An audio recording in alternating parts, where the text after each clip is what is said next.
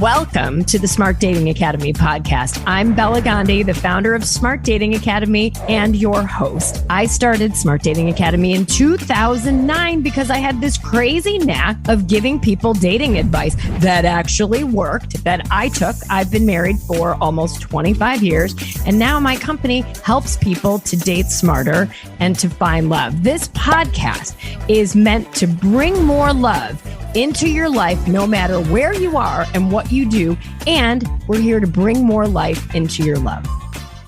Smart Daters, welcome back to this week's episode of the Smart Dating Academy podcast. If you're new to the podcast, welcome. We are so excited to have you here. And I think you're going to be super excited and jumping out of your skin with the conversation that I'm about to have with my new friend, Dr. Jess Carbino. Dr. Jess, welcome to the podcast. And I guess before I welcome you officially, you have an amazing resume. You've been called the Dr. Ruth of the swipe right generation. You were the sociologist for Tinder and Bumble. You're now pursuing your second doctorate in clinical psychology, which I love. One wasn't enough. And you're doing relationship and online dating coaching through your company. So welcome to the podcast. Thank you, Bella. I'm really excited to be here with you and your audience today. Well, good. Well, just Dr. Jess, tell us a little bit about you and your background and how you got to where you are today. Well, I think I've always been someone who's really been curious about what attracts individuals to other people and the types of relationships that we seek out and form, whether it's familial, romantic, social. And I personally became really fascinated by online dating in the process of doing it myself. When I was getting my doctorate at UCLA in sociology, I was single, 23 years old, and didn't know a soul. And I was studying parent-child relationships and then fell into online dating and said, this is something that's ripe for research. And after that, just began mining as much data as I could, matched with the founder of Tinder. Yes. And rather than going on the date, I went to the office and got a job. I was the 25th employee. And it was a fabulous experience that went from there. And I discovered that I really enjoyed learning about the conflicts people have with dating and the issues that they face and trying to understand people at a more granular level to help them find relationships, which led me now to GW, where I'm doing my second doctorate in clinical psychology, and very excited to work in the future with individuals and couples, trying to understand how to be more successful in their partnerships. I love that story. So instead of matching with the founder of Tinder, you said, hey, I think I'd actually like to work with you. So tell us, what was it like to work with Tinder as employee number 25 at a time that really, from my perspective, revolutionized how we date? It was certainly revolutionary, and it was incredibly exciting. And I don't think I, at that moment, appreciated the degree to which it was a very unique moment in time. It was incredible. I was one of the oldest people there. I was 28 years old. You were 28 and one of the oldest people there. One of the oldest people there. And it was just an incredible time to be working with young people, engineers, marketing people, product people who were really passionate and excited about connecting people in a way where they hadn't been connected historically. And it truly changed the way people date because it brought in entirely new demographics to the online dating scene, namely individuals between the ages of 18 to 24 and individuals above the ages of 55. So it was a really remarkable period of time and an exciting period of time. And what I like to refer to as like the second wave of online dating. I think about the first wave of online dating being in 1995 with the growth of Match and JDate and eHarmony and all of these other sites. And then subsequently with the app-based programs like Tinder, Bumble, et cetera, thinking about that really as a second wave. And then I think we're all very excited to see what the third wave will be. And I think that will largely be centered around AI. Oh my gosh. What do you think is coming with regards to AI? I think it's so fascinating to think about where dating is going to go, where it's already going in the next 1, 2, and 5 years. Well, I think that it will be interesting to see how AI is harnessed. I think that AI is already, and I know for a fact that AI has already been being utilized by many of these apps to help people generally. So, for example, they are able to tell you what your best photo is. They're able to help really curate potential matches by presenting you with individuals who are similar to people that you'd already swiped right on. So that's already happening. A lot of apps are now introducing chatbots to help assist with the process of connecting with individuals. There are so many different ways that AI could, come about. I think the real interesting way would be to consider and to think about like what happens when we're communicating with chatbots generally, and the degree to which there's connection between the authentic self, the person who's actually behind the screen, versus the chatbot, and the degree to which there's a lot of or very little synchronicity between those two personas. So I think those are interesting things to consider generally. I mean, from a self-presentational perspective, we're not always just presenting ourselves, but the person who we aspire to be, as well as the person whom we believe other people would expect us to be. And that's a long-standing sociological theory posited by, Irving Goffman in, the 1950s. But I think in online dating context, it becomes especially relevant. And in the context of AI serving as a chatbot, it becomes particularly interesting if we are thinking about how are these bots being trained to understand what is the aspirational self, what is the actual self, and what is the self that other people desire us to be. So there are many important questions coming about in this industry that I think have real consequences for how individuals might connect moving forward. Yeah, I completely agree with you. And what do you think? As one of the OG people in dating apps, I've often wondered why the apps, to the point of authenticity, right? We have 6 spaces to, we've got 6 slots for photos. We've got 200 characters, basically a tweet and a half to talk about ourselves. Now, but when you really feel like you know somebody is historically maybe when you connect on the phone or when you connect in person. Then enter COVID, we all go to Zoom and video. Why do you think the apps aren't embracing more authenticity, like taping a little video clip of yourself so that people really can see what the 3D-ish version of you looks like? Well, I don't think it's an issue of the apps being averse to it. I think it's an issue as it relates to the consumer. I think that there's so much pressure and labor associated with just selecting a static image of yourself. For sure. Super stressful. Very, very. I mean, I've talked to countless people about how stressful it is. And I think that the static image isn't intimidating enough. The idea of trying to create a video about yourself, whether it's 30 seconds or 3 minutes, is incredibly daunting for an individual. So I don't think it's an app reluctance or a commercial issue. I think it's a market-based consumer problem. And I think that individuals don't necessarily believe that they present as well within a digital format as they do within an in-person format. And that may or may not be consistent with reality, but it's what people feel. And there's a lot of anxiety around it.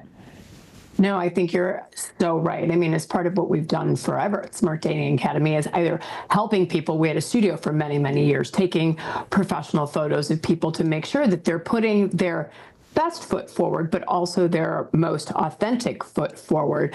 But you're right. I mean, that whole process in and of itself was daunting for people. What do I wear? What looks like me? Is this really me? And to think about actually recording a video, we played around with it for a while with some of our clients. It's like, okay, just tell me about yourself in 30 seconds. And they're like, oh my God, what do you mean? Tell me what? Like, what do I say? How do I? And so I realized early on that, to your point, that's not an easy thing to do. And it's daunting enough to put said 6 photos up, but then a video feels super intimidating. Absolutely. Interesting. So with all of your experience, if we dig back into the dating apps, are there things that you noted that people were doing, where you would say, hey, you know what, you should actually be doing this to either optimize your profile or optimize the way the algorithms are preferencing it? Too many things to count, Bella. I mean, I think fundamentally, I love it. I think at the end of the day, people are uncertain about what they believe constitutes attractiveness. And we all approach this from our own individual lens. So we have a general perception of like what is attractive, in a more fundamental and universal sense. Like we understand what advertising looks like. A Calvin Klein model is, prototypical. But what is perceived to be attractive in this Calvin Klein ad is not translatable to an online dating photo. If you see somebody, wearing, a very tailored outfit or, no outfit at all virtually and looking aloof. Pair of briefs with an 8-pack. Precisely. This person does not seem approachable or attainable. They come off as aloof and not accessible. So while they may seem, attractive, it's not somebody who you necessarily would like to connect with in a way that's more robust. So I think that people have a skewed version of what is attractive in the context of potential romantic partnership connection. And so that's, an initial barrier for people. And then people are not often, your academy's idea of having a studio where people can come in to take photos is a wonderful idea because, they're people like yourself who are thoughtful, are thinking about it, talking with them about it, and considering how to push people forward in a way that would make them their most authentic and attractive selves to a prospective partner. But, most people are pulling from photos that they've taken, on vacation, at a baseball game, out with friends on a Saturday night or at a birthday party. And these photos don't necessarily lend themselves well to creating a narrative about who the person is. And that ideally, photos are supposed to be a narrative and tell you something about the person that is meaningful and a source of potential connection. And so I think that the photos that people take often fail to do that, which is a huge problem. And moreover, I think that people's own perceptions of what's being done more widely really influence the photo selection generally. So people have an understanding, men understand that, people take photos of themselves in front of cars or at the gym, or, women understand that people take photos of themselves, at a beach, or like all of these other, tropes that are, largely being applied in the public sphere, are then being looked at negatively by people. Because they're thinking to themselves, okay, well, this person is arrogant for posting themselves at the gym, not creative, is this actually something they do? There are so many different ways to approach it. And in reality, maybe somebody actually does like their car. Maybe somebody actually does go to the gym. But the way it's being framed is not necessarily telling the story or telling who they are to someone else in a very meaningful way. No, I completely agree with you. Women often complain about, why are these guys all holding up dead fish in their photos or hunted animals? The car selfie was the other one that just mystified me. Like, are we, pulled up at a stoplight, just kind of pull down the mirror and say, I'm feeling myself right now, snap a selfie.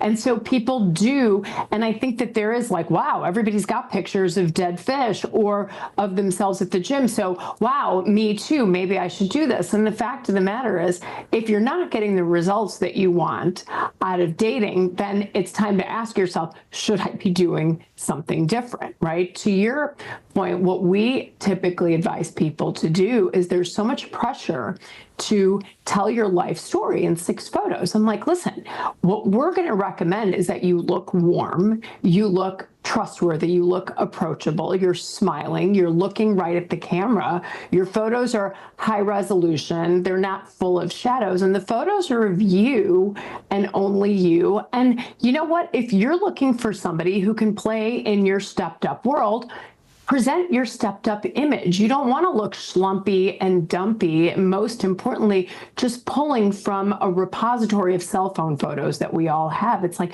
have someone take good photos of you. Absolutely. Wholeheartedly agree.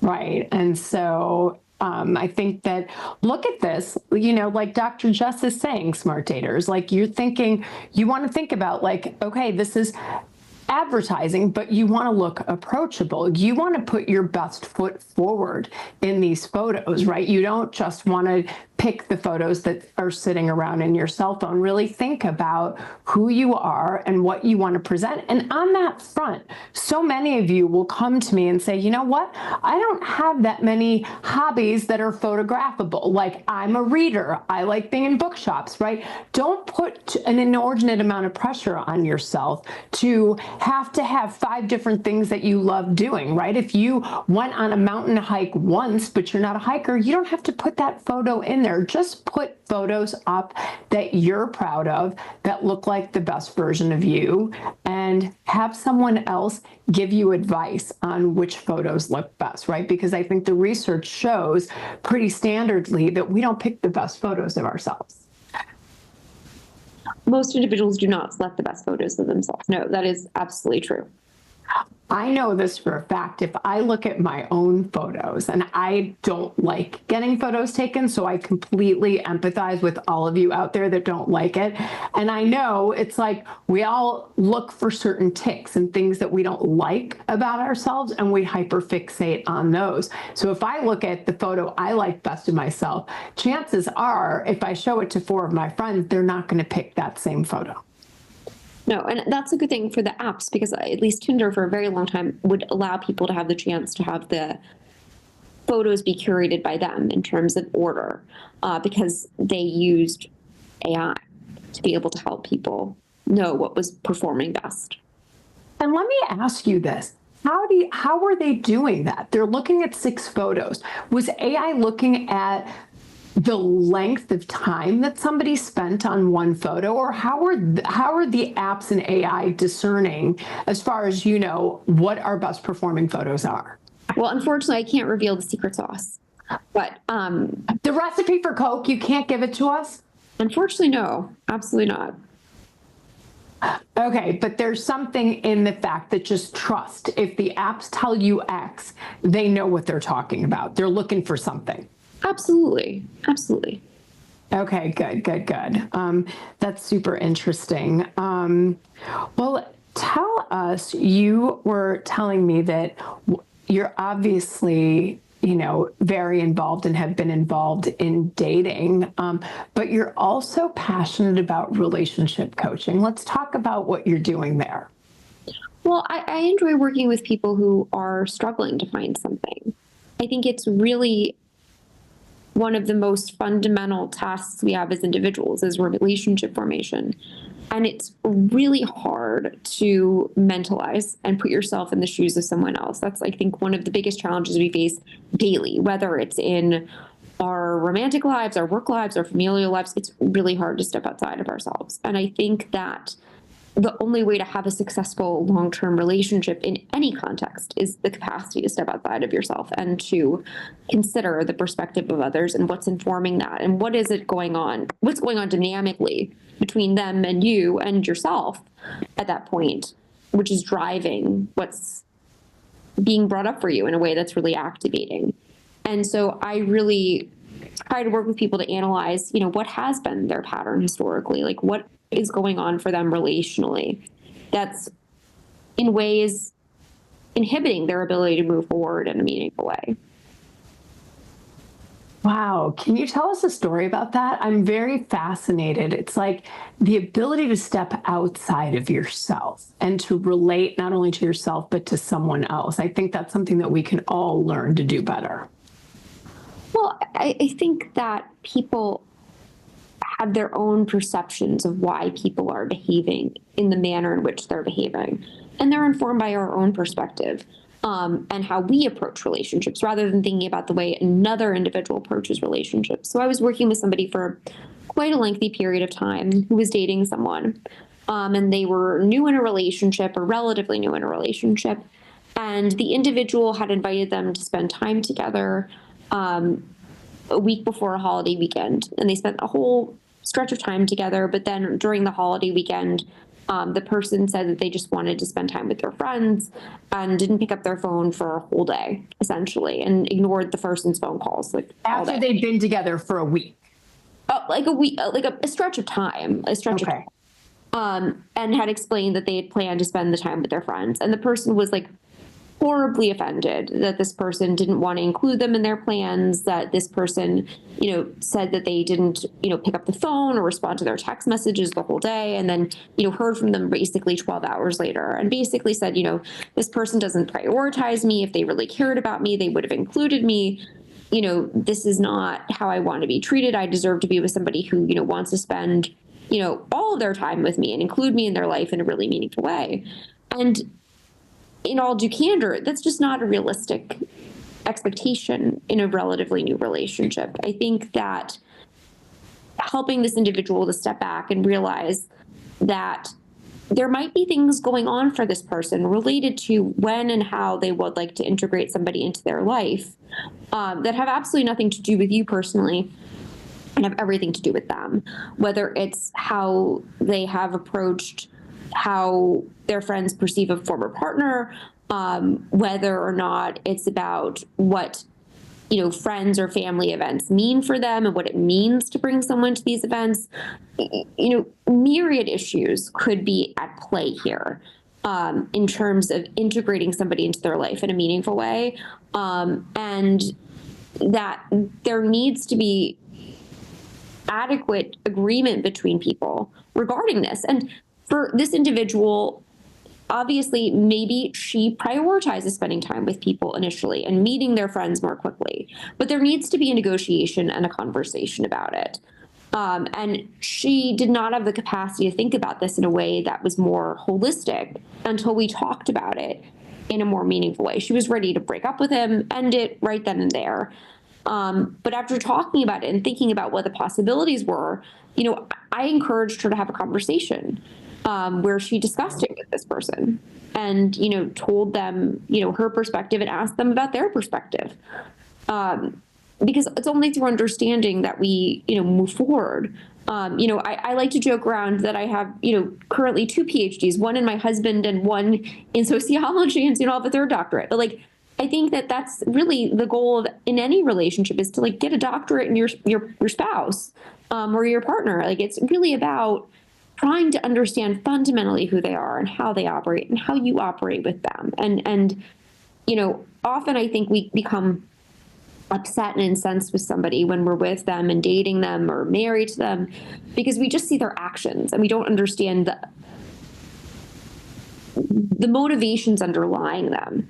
And I think that if you understand the motivations underlying them, it might still be incensing. Don't get me wrong. You may still be angry about it, but at least you have that perspective and the capacity to understand the motivations.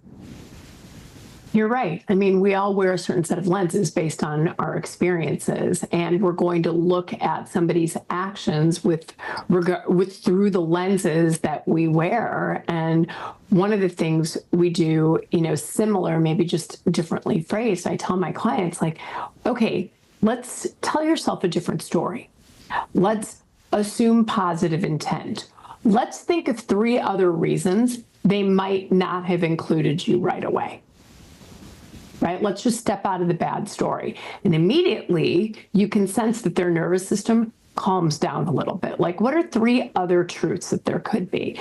And usually the truth is somewhere in between. And what that has done is it helps facilitate a much more placid conversation once they sort of it's not why did you abandon me? You left me alone. Don't you know? The person's wait a second, last time, and I've actually had this happen recently where a woman felt oh my gosh, I want to be included in the Super Bowl celebration with this guy's his friends. And when they actually talked about it and she hadn't gotten the invite, he said, what's interesting is everybody has warned me that I jump into things so quickly.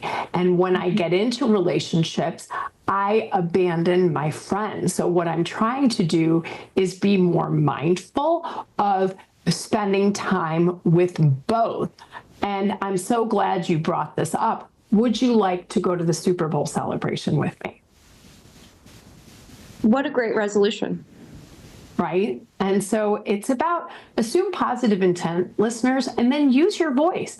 Ask about the thing that you're unsure about before you make assumptions.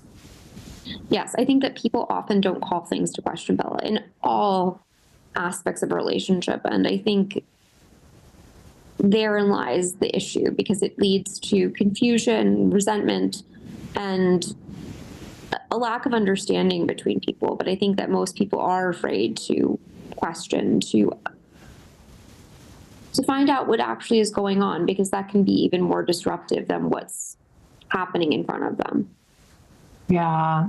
Are there any tips that you can give us when we feel ourselves kind of losing our SH1T about something? Like, is there a way you can step out of yourself at that moment? Like I always say, wait, okay, if you're feeling that emotion rise, like take a deep breath and step outside of yourself. Are there any things, that you can, any tips or tricks or tools that you use to help people step out of themselves?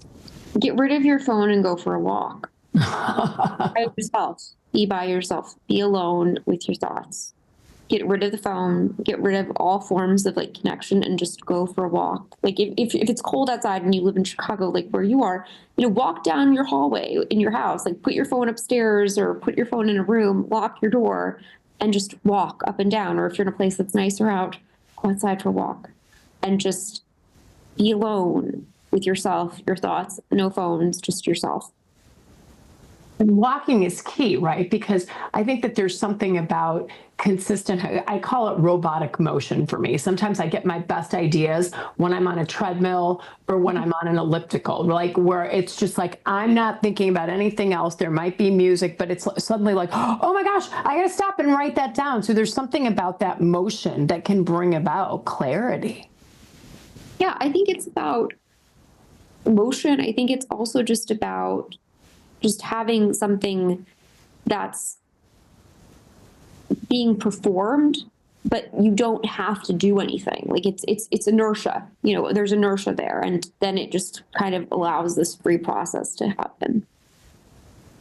Awesome. And do you advocate, Dr. Jess, that if somebody knows, like, hey, I might be anxious if I don't hear from you for 12 hours, is that okay to do in the beginning of a relationship?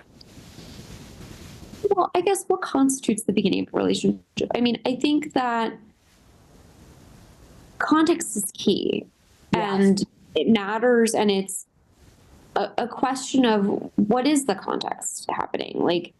And if you understand that people, it's a 4th of July weekend and people are at a lake and, there might be limited reception, it might be reasonable that you don't hear from somebody for 12 hours. Or let's say, you're dating someone and, you text them at 8 a.m. and then you don't hear from to 8 p.m. They could have been very busy working, and I think it's about, as you said, there's positive intention and asking about and thinking about and considering other possibilities.